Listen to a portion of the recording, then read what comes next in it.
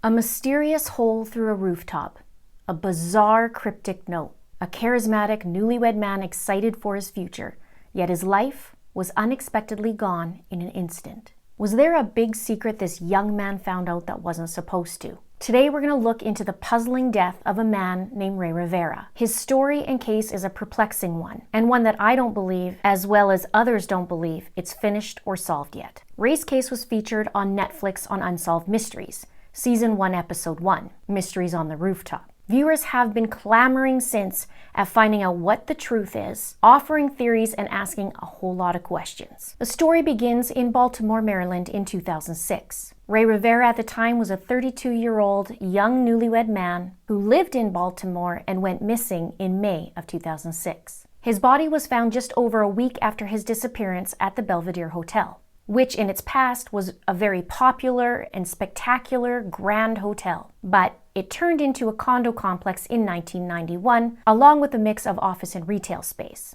Many notable people have visited this hotel. Its famous line is, "Meet me at the Belvedere." The hotel also has a lot of secrets of its past. In the Belvedere, Rey was found deceased through a hole in the roof, in an unoccupied conference room on the second floor. There was also a cryptic note that was found back at his house shortly after his disappearance. Police are chalking Rey's death up to a probable suicide, but it looks to be so much more than that, and other professionals also agree. This video is part 1 of a series, and I'll be following up with part 2. It's a special that you don't want to miss. So don't forget to subscribe and remember to hit that notification bell. Today we'll climb into the history and the timeline of Rey Rivera, the days leading up to his disappearance, when and where he was found, and the events shortly after. In this video, you'll get the complete story, but in the next, we go deep diving. This case has so many discrepancies, and if a case ever needed connecting of some dots and finding missing pieces to a puzzle, it's this one, in my opinion. So be sure to share this video and remember to give it a like. Now,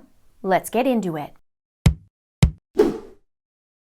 So in May of 2006, Rey Rivera was 32 years old. He stood 6 feet 5 inches tall and weighed 260 pounds. He was newly married to a woman named Allison Jones. Rey was Puerto Rican and was known to honor his family heritage. He was a water polo player growing up, and at the time of his disappearance, he was an assistant coach at the Johns Hopkins University. The head coach of the university does not think that Rey killed himself. He said, "Rey's passing hit me very hard. He was an inspiration and helped our team win a national championship last year. Rey Rivera did not commit suicide. I cannot prove it, but I would mortgage the house on it. Rey had a fear of heights. What was he doing up there?" His wife Allison described Rey and said he had a smile that lit up a room. He had a great sense of humor and always would find the funny in everything. According to Rey's brother Angel, he said he had a hysterical, awesome, and keen sense of humor. People gravitated toward him. His mother also mentions that he was always laughing and finding the funny in things. Rey's dream was to become a writer and a director. Film was everything to him, and family was everything to him. Growing up, Rey's family moved around a lot, being part of a military family. They had to make friends all the time. The one real constants in his life were his sister and his brother. They were really close. But before Rey moved to Baltimore, he and his family were living in Southern California. In the year 2000, when Rey was about 26 years old, Rey met Allison in an LA bar and the two started dating. Then 2 years later, in 2002, the couple moved in together. Rey at the time had a career as a screenwriter. Allison believed Rey was her true soulmate. She said, "I truly believe it was a soulmate thing. This is your life. This is the guy who has been in my dreams. I can't say exactly what it was that connected me to him, but that's how it was." 2 years later, in 2004, Rey and Allison relocated to Baltimore from Southern California after his high school friend named Frank Porter Stansberry, who just goes by Porter, urged Rey to move to Baltimore and work as a copywriter and an editor for his company called Stansberry and Associates. The firm published financial letters called the Rebound Report. It gave stock tips that aren't doing so well, but could do well or had potential to do well in the future. It was said that Rey jumped at the opportunity. Allison said he wanted to make enough money so we could get married. He wanted to buy me a ring. Now, at the time, Porter Stansberry didn't have the best reputation. A year before, in 2003, the SEC, that is the Securities and Exchange Commission, sued Porter and his company, saying that his newsletter contained nothing more than baseless speculation and outright lies. They accused him of a scheme to defraud public investors by disseminating false information in several internet newsletters. Now, the year before that, in May 2002, An email was sent out from the company offering the name of another company on the New York Stock Exchange in exchange for $1,000. He said he had information that the stock would basically skyrocket. The email header said, "Double your money on May 22nd on this super insider tip." Now, around 1,200 people bought in, and Porter made a cool $1.2 million from one email. In the New York Times, this is what it said. "It seemed like a pretty hot stock tip. About a year ago, thousands of subscribers to financial newsletters received an email message claiming that a certain company's share price would double after an announcement at a summit meeting in St. Petersburg, Russia. There was, of course, a catch. To learn the name of the company, recipients of the message would have to pony up $1,000. In mid-May 2002, about 1,200 people did just that. Before long, trading volume surged and the company's stock price spiked. But the summit meeting came and went without the announcement, and the stock fell back down close to its original price. The Securities and Exchange Commission has since sued the author of the email message and his employer for securities fraud. If the suit is successful, it will be the first to use the securities laws against commentary about a company in which the authors had no financial stake. The defendants are Frank Porter Stansberry and Agora Inc., which publishes books and newsletters in Baltimore and says it had more than $100 million in sales last year. They have filed a motion to dismiss the suit, arguing that the First Amendment protects their publications no less than mainstream financial journalism. So the SEC won the suit. It took 4 years, but in 2007, a judge ordered Porter Stansberry and his then called investment firm Pirate Investment LLC to pay back $1.5 million.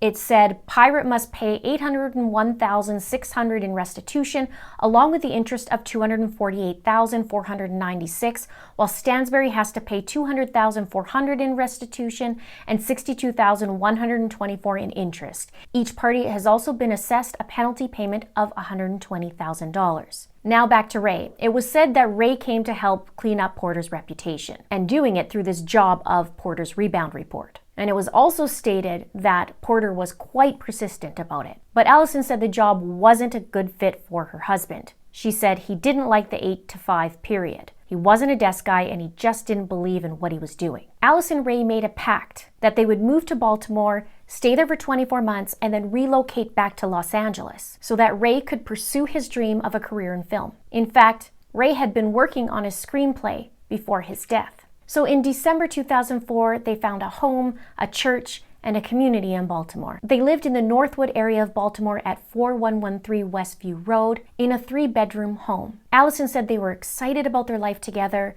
their future, and Ray wanted a family. Everything seemed to be going well for them. She said that they were so happy. Now, their 24-month pact would mean that they would stay until December 2006 and then move back to LA. But Ray and Allison were 7 months short of that 24-month mark. So Ray worked for his buddy Porter. He eventually quit that job in fall of 2005, but he still took freelance work for Stansberry and under the umbrella company Agora. Family and friends said that Ray was not happy because the stocks that he was writing about in this rebound report weren't rebounding, which could mean that the people who bought the stocks that Ray wrote about would lose their money. Now, from the fall of 2005 up until the time of his death, Ray began freelancing and producing videos for the other sub-company of Agora called the Oxford Club. Right before his death, Ray was working on a video project for that company and he had a tight deadline. Now, 6 months before Ray's death, in November 2005, Ray and Allison got married on the beach in a little town called Isabela in Puerto Rico. They got married in front of friends and family, and it said that they were so in love and couldn't wait to start a family. It was also said that Porter Stansberry arrived by his private helicopter to attend the wedding. Their wedding was around the same time that Ray quit writing for the Rebound Report. 6 months after that wedding, Ray went missing and was found deceased. Now, in the weeks leading up to Ray's death, there was some very strange events. Let's get into the timeline. In 2004, Ray and Allison moved to Baltimore. Ray takes on that job for Stansberry. Allison and Ray make a pact for 24 months to be in Baltimore and then relocate back to Los Angeles, where Ray would pitch his screenplay called Midnight Polo. It's a story of a young female polo player who makes it to the Olympics. Allison says, "This is what is so crazy about this. We're planning on moving and starting a new life. He had a future. Why would he decide just then to kill himself? And in spring of 2006, they visited LA to plan their move back. But when they returned to Baltimore, Allison said that Rey started behaving differently, uncharacteristically. As I said, Rey died in May of 2006, on May 16th to be exact. And 2 weeks before that day, Allison said something worried him. She said, "It started then. He started going everywhere with me. He wouldn't let me do anything." Now, they were really close and often spent a lot of time together. But those few weeks before, Allison said that Rey's behavior was unusual. He insisted that he tag along everywhere she went. She said he was even more protective than usual. Then, about a week before his disappearance, Allison wanted to go to the running track, and Rey said he'd go with her. He insisted that he'd go with her. She said, "I was like, Rey, I'm okay, but..." He said he would come along. Rey sat in the bleachers reading while Allison ran the track. It was said that he was reading a book that weekend called The Builders, a book about Freemasons. It's not clear if that was the exact book he was reading while Allison was running on the track, but it was said he was reading the Builders book that weekend. And while Rey read, Allison said that a man appeared, and she also recalls Rey freaking out. Now, nothing happened, but Allison said that Rey seemed unnerved. She said it wasn't like him. So then on Mother's Day, Sunday, May the 14th, just 2 days before Rey went missing, Rey and Allison went to church. When they got back, Rey was overheard leaving a voicemail that said, "Hey man, give me a call back. I finally got it all figured out." He left that message on Porter's voicemail. When Porter was questioned by Rey's brother Angel, Porter said that he didn't know what Rey meant or what it was about. So then Rey and Allison go to bed that night. And then in the early hours, which is now Monday, May 15th, their house alarm goes off. That was around 1 a.m. Rey leapt out of bed, and Allison recalled the fear that Rey had. She said, "Rey came flying out with this big bat, and the fear in his eyes scared me to death. It literally made me sick. He had a look in his eyes I had never seen before. Rey was scared. He's a big Latin guy and he's macho. It wasn't him." The next evening, on Tuesday, May the 16th, the alarm went off again, and then Rey freaked out again. It's reported to be about the same time as the night before. Allison said, "Someone was trying to get into the house. I believe it was connected to his death. It really hit me because I wasn't used to seeing Rey like that. It really hit me then." When Allison told the police about the attempted break-ins, the detective told her that it was probably squirrels that set off the alarms. She said they came a week later and fingerprinted the bottom sill, but said it was probably a squirrel. You had to push in the screen back to trip the alarm. I don't think a squirrel could do that. Now, Rey never did share to Allison what was bothering him. She said, "If he had told me anything, whatever it was, I would have shared it with the world. I have nothing to hide." So already there's some odd happenings going on. Rey has been acting off for the last couple weeks and seems fearful, on edge. He's reading books and what seems perhaps to be doing some sort of research on Freemasonry. He leaves a voicemail to Porter saying that he's figured something out. He goes to sleep that same night and then is awoken by an alarm at 1 a.m. and the next day, someone tries to break in again. Then later that day, Rey goes missing.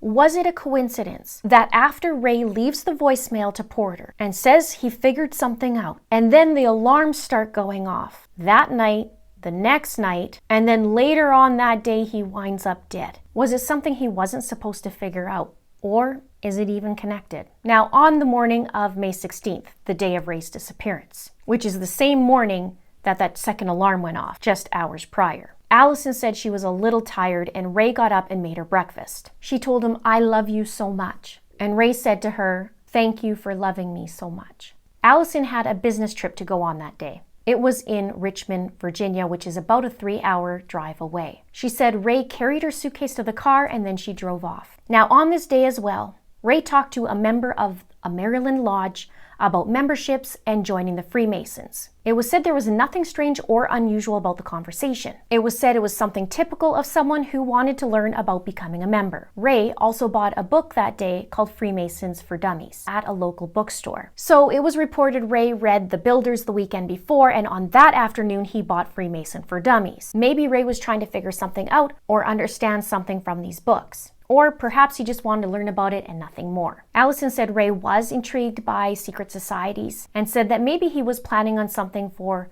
a future project. Allison also stated that Rey had a deadline for the Oxford Club for a video project. In that late afternoon, Rey called a man named Adam Gold from Chesapeake Systems. Rey was an occasional customer and rented video editing equipment to do projects for his clients. On the phone, Rey booked a video editing suite for the following weekend so that he could finish editing a video of a conference sponsored by Stansberry and Associates. Adam said, "It was around 4 p.m. I had gotten a call from him. How's it going? I'm under the gun to get this project out. I was hoping you guys would have an edit system I could use over the weekend." He goes on to say, totally not someone who would want to throw themselves off a building. And when he described the phone call, he says it was too banal. He sounded like he was under crunch for work. He sounded laid back. I need to get this accomplished, and it sounded like a fairly average editing task. So at 5 p.m., according to the FBI report, Rey gets a phone call and leaves the house. There have been conflicting statements as to when Rey actually left the house.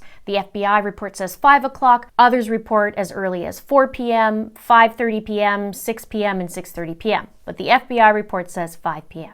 Now, sometime that afternoon, Rey left the house with his keys, his cell phone, and a $20 bill in his shorts pocket, according to the missing poster. But the police report states Rey was last seen wearing a black and white Puma jacket and pants. So in a hurry, Rey left the house without saying a word, and at the time there was a house guest named Claudia staying there. She overheard Rey pick up that phone. One of the authorities on the Unsolved Mysteries special said that he was overheard saying, "Oh," and then left. But then Rey returns for a moment and then leaves the house again. He leaves a snack on the counter of grapefruit soda and sour cream and onion chips and his Invisaligns. Now, according to Allison, the phone call came from a switchboard at Stansberry and Associates. Allison finished her work that day at around 6 or 6:30 p.m. She checks into the hotel, goes to her room, and then calls Rey with no answer.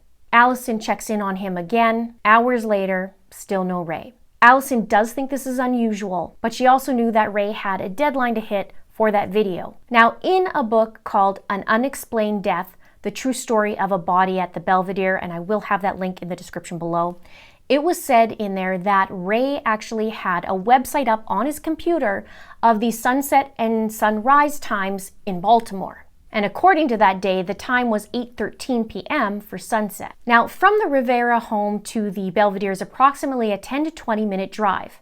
That is if he went straight there. Now, a nearby parking lot attendant left at 6 p.m. that day, and he didn't see Rey's black SUV in that lot at the time of his leaving. Now, the same author who notes the sunset time, she lived in the Belvedere at the time and lived on the 5th floor in an east-facing condo. That night, she noted in her journal that there was a loud sound outside at approximately 10 p.m. Now, on Wednesday, May 17th, the next morning at 5 a.m., Allison phones Claudia, the house guest, and Claudia says to Allison, there's still no sign of Rey. Allison says she's not really one to panic, but something isn't right, so she heads home. At 7 a.m., the parking lot attendant returns to work and discovers Rey's vehicle in the parking lot. The house guest, Claudia, leaves that morning back to New York. By 3 p.m. that day, a call goes into the authorities for a missing person. Allison says she was driving back from out of town and she was calling everyone. She called Rey's parents in Puerto Rico. She called Rey's brother, Angel. And Angel said that Rey's not the kind of guy to disappear, and it was so out of the ordinary. So Angel hops a flight on that day by 1 o'clock or 2 and flies from Orlando to Baltimore. Other family members of both Rey and Allison arrive in town over the next 2 days. When Allison arrived home, she said that Rey's Invisaligns, soda, and chips were there on the counter. She said the lights in the bedroom and the office were on, but Rey wasn't anywhere to be found. By 7 p.m., Angel landed. Friends came in to help as well. Rey's parents and Allison's parents came in the next day. Allison said she then cleared out the dining room and got to work in finding Rey. Where do we have to go? What do we have to do? She said hospitals were called and Porter Stansberry put up a $1,000 reward. Now, 3 days after that, on May 20th, that was when Rey had the video editing suite booked for that day. And on Monday, May 22nd, 6 days after Rey's disappearance, Allison's parents are searching for Rey's vehicle, and they find it mid-afternoon in a parking lot on St. Paul's Street, which is an open lot, and his black SUV is sitting in parking stall number 7. There was a ticket on his vehicle, and it had been there since he disappeared, according to the parking lot attendant. The location of the parking lot is very close to the Belvedere Hotel, and also close to Stansberry and Associates. Searches were then organized around the area of where Rey's vehicle was found. Now, on Wednesday, May 24th, while combing the area for any signs of Rey, 3 of his former co-workers were standing on top of a parking garage next to the Belvedere and spotted flip-flops next to a hole in the roof of the second-floor concourse of the Belvedere. Allison said that the only way to spot the hole was either from on top of the Belvedere Hotel or from this parking garage. Rey's brother Angel described the hole and said it looked like a black spot on this white roof. It's not a big hole. The 3 men then called the police. The hole led to Rey's body in a locked, empty conference room. It was said that this office was called the Old Church Space or Old Racquetball Club. It's my understanding it also used to be a pool. Now, the police asked the Belvedere concierge to open up the door, and when he went in there, he said he immediately could see and smell the body. Rey was found there face down, and the employee said that you could see the wall where the blood came down and Rey's legs were towards the door. He said he looked up and saw a hole in the ceiling and saw outside, and he said he came through the metal and through the ceiling. Now, a detective, his name's Detective Michael Bayer, said he came vertical through that thing like a projectile. Detective Bayer was on scene and was the one who wrote the police report. Now, according to what was said in Unsolved Mysteries, no one seemed to have heard anything or had seen anything that day or night. But in the journal of the author I mentioned earlier, she wrote she heard a huge crash the night of Rey's death, and her condo was said to be on the 5th floor and overlook the roof with the hole where Rey went through. She said she chalked it up to random city sounds, but she did note it in her journal. Now, there are so many oddities and discrepancies in Rey's story. Let's go back for a moment to where he was found. It was reported that not one person saw Rey go into that hole or through that roof. And aside from one person noting something in her journal, the author, there wasn't any other account of hearing anything or seeing anything. And this woman wasn't questioned about it. A man supposedly jumps off the building and goes through a rooftop, and no one hears or sees a thing. Detective Bayer said, no one could give us any indication that Rey was inside the building. No one saw this man that night. No witnesses, no phone calls, no jailhouse snitches. We had nothing. Interestingly, the security camera that was on the roof was disconnected, or is the word that I should use conveniently. Now, there are 112 condo units in that building, and only one person noticed a sound. It was also said that you'd have to go through a door that's usually locked to get to the roof area, and you'd have to know how to get there. Also, what was noted is you'd have to go through back stairwells, and some aren't open to the public. Now, that rooftop is said to be pretty delicate. Detectives were nervous to go on the roof for fear of falling through it. And there are several theories about how Rey went through that rooftop. Theory number 1 is he came from on top of the roof of the Belvedere. Detective Baer said, immediately nothing about the evidence at that point felt good to me. The rooftop location of the hole, I didn't believe it. Rey went off that top of the roof. Theory number 2, he jumped from the garage rooftop adjacent to the building,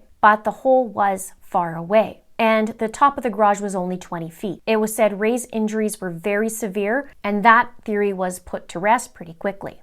Theory number 3, Rey jumped from the 11th floor, but you'd have to go through someone's personal property or office to get to it. Also, the windows only opened halfway. That hole is still a mystery to this day.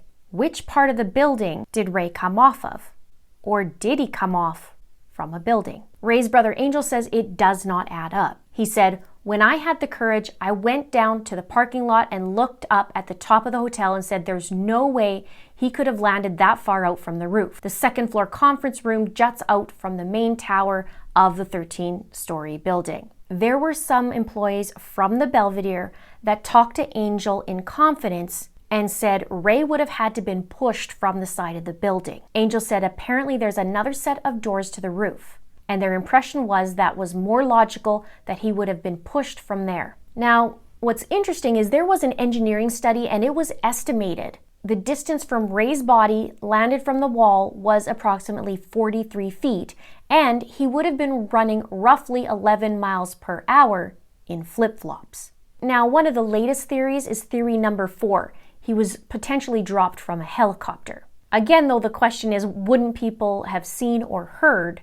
the helicopter? Detective Bayer says, airspace issues, people hearing the helicopter, you're not going to hover down in a helicopter that low. If he would have been dropped at an altitude higher than the building, who knows where he could have went. He also asks, if you have a man already in a helicopter and you want to dispose of the body, the harbor is a 30-second ride down. Why drop the body through the hotel roof, he said.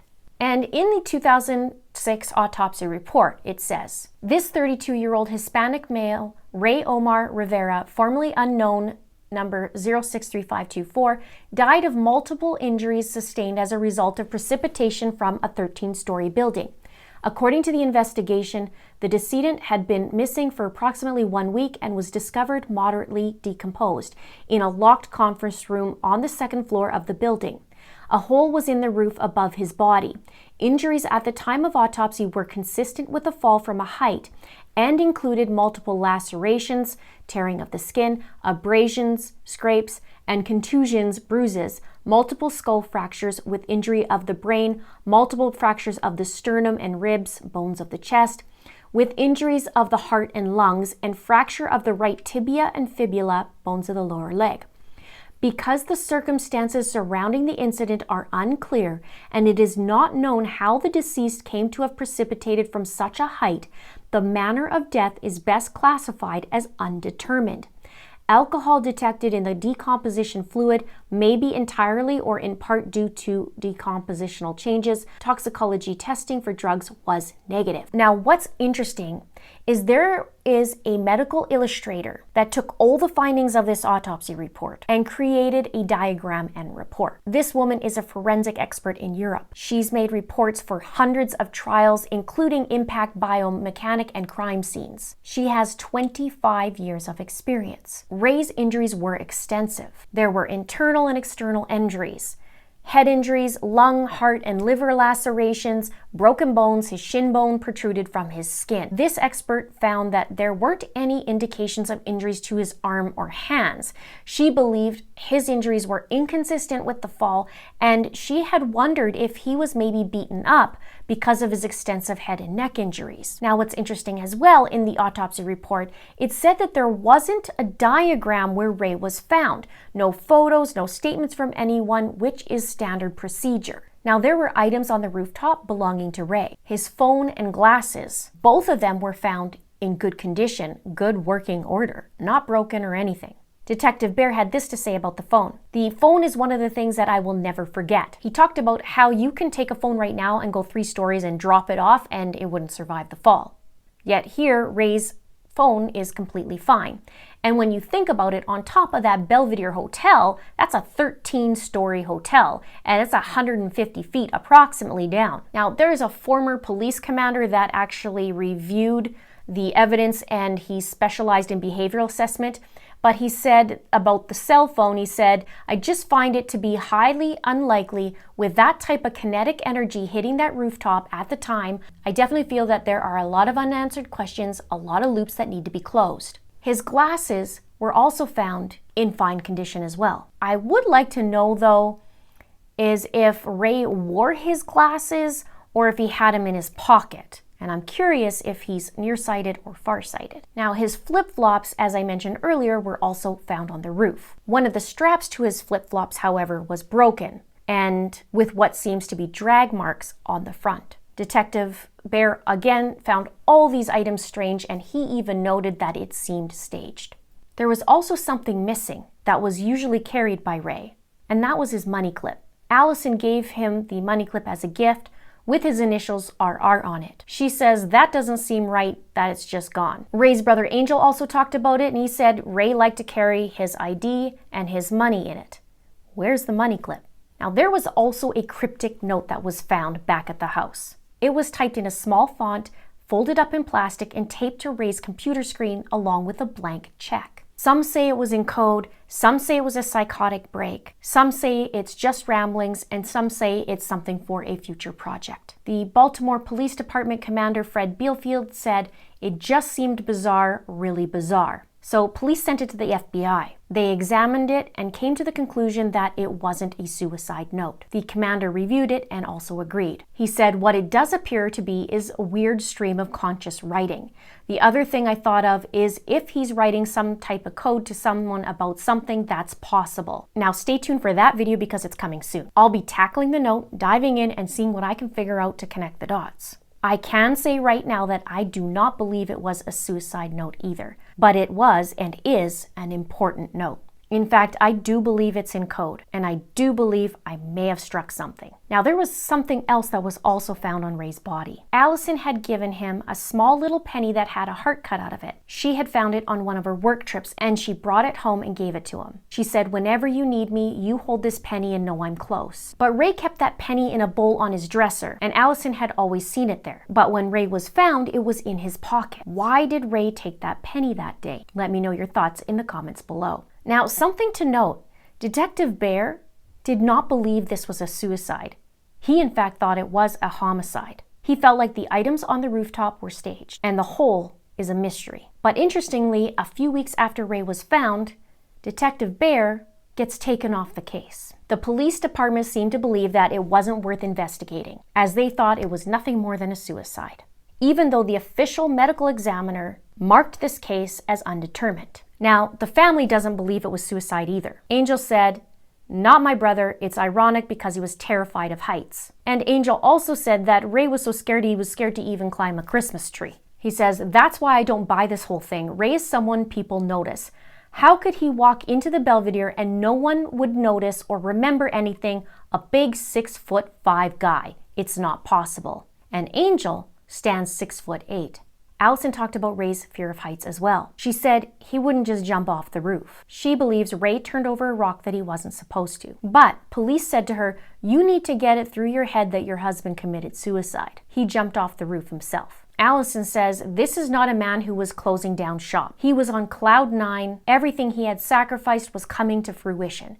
She said, "If that's the answer, which is suicide, I'm okay. But more needs to be done. Not every stone has been turned over. And if in the end that's what they find out, I will really be okay with it." Now, there has been a lot of speculation on Ray's buddy Porter, and that perhaps he was somehow involved. But Porter is said to have had an alibi that night. He said he was out of town that week at St. Michael's on a corporate retreat. He said, "Every person in our company who had worked with Ray was on the Eastern Shore at the time that call was made, having a corporate retreat in St. Michael's. No one in my company was in town when Ray disappeared. The idea we were calling him from our switchboard is ridiculous. St. Michael's is about an hour and a half away by vehicle, and by helicopter it's about a 20-minute flight." Now, Porter kept fairly quiet about the circumstances. Still to this day. Detective Bayer said that Porter and the office refused to talk to the authorities. He said, "Unfortunately, the company he worked for, Stansberry, the minute the body was located and I started inquiring about it, put a gag order on all of their employees. Now, every possible person that knew Ray, worked with Ray, or had any answers for me weren't allowed to legally talk to me according to company lawyers." That's within hours of Ray's body being discovered, and they lawyered up. Allison said it got strange from there. She said, "He's your friend and you have no comment? Why?" Porter says, "The reason I've never commented about Ray's death publicly first and foremost is because I never thought there was any mystery about why or how he died. We were all sad and shocked by the fact that Ray killed himself, but once we saw all the facts and his financial pressures, it wasn't much of a mystery." Porter was also quoted saying, before Ray was found, "He's a happy guy. He and his wife had just booked a trip to go to New Mexico in a few weeks. This is not a man that wanted to leave. I've got to find my friend. I can't imagine my life without him. He's my best friend." Now, reports also say that Porter didn't attend his memorial or funeral, and many find his behavior as odd. What do you think? He's quoted saying, "It's horrific. You can't even imagine what it's like to tell people I have nothing to do with my friend's death."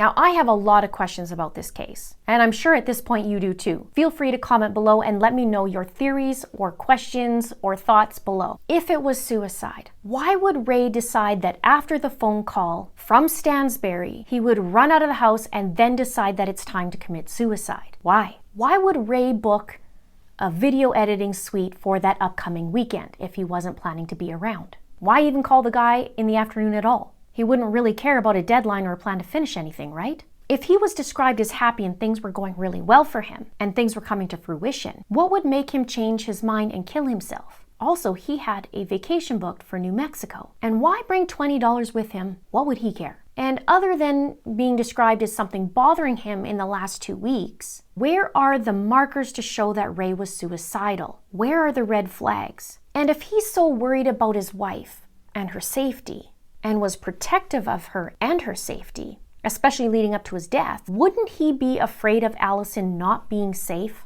if he planned on killing himself? She'd be left alone. Who would watch out for her then? Or was it more likely that he was worried someone was watching them or they were in danger? Does a simple voicemail message to Porter that he leaves spark something? The snowball of events of the alarms, the fear, and his death. It doesn't make sense. Maybe it was murder. How does a squirrel set off an alarm 2 nights in a row around the same time? And where's the money clip?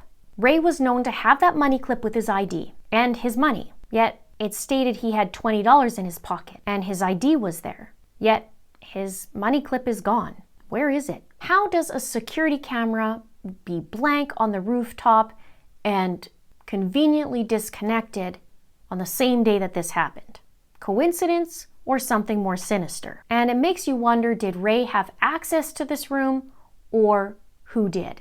How can the glasses and phone be explained completely and totally fine in good condition? Was there any DNA evidence at all surrounding that hole in that rooftop? Is it possible that something else created the hole? Why are there odd discrepancies in that autopsy report and injuries that can't be explained or are inconsistent? Why run off the roof if you're going to commit suicide? Is that typical? Or is it typical to just stand on the ledge and fall off? And why bring his shoes with him? My question also is, are flip-flops going to stay on his feet while falling up to 150 feet and land just to the side of the hole? What about the flip side? What if it was foul play? What if that note that was left was in fact code to help figure out what is going on and what happened? And that's why it was taped to the back of the computer in the event that something did happen. What if those items on the rooftop were staged, like the detective felt they were? The detective that got taken off the case. How does Ray go through that roof and only one person heard a sound that we assume is the sound of Ray going through the roof? Why were standard procedures not done that day? It only takes up to 20 minutes from Ray's house to the Belvedere. Where did he stop beforehand? And where was he for the 5 hours unaccounted for, if that sound was in fact correct? And why was Porter so quiet throughout? Was he afraid of something as well? Or was he involved somehow? Or should he be looked at all? We can't ignore the 2 weeks that led up to Ray's death and the events that occurred. The books about Freemasonry, a man startling Ray at the track, Ray figuring something out, the call to Porter, and then the 2 house alarms. It all seems all too coincidental to not be something more. Perhaps it is a secret that he wasn't supposed to find out, or something else happened that night. Stay tuned for part 2. I will be exploring this case in depth, including that potentially coded note. Perhaps we'll have some answers. Subscribe if you haven't done so. Please like and please share. Don't forget to comment in the comments below. And if you'd like to take a look at the books that I mentioned, please look in the description. Thank you so much for watching. See you soon.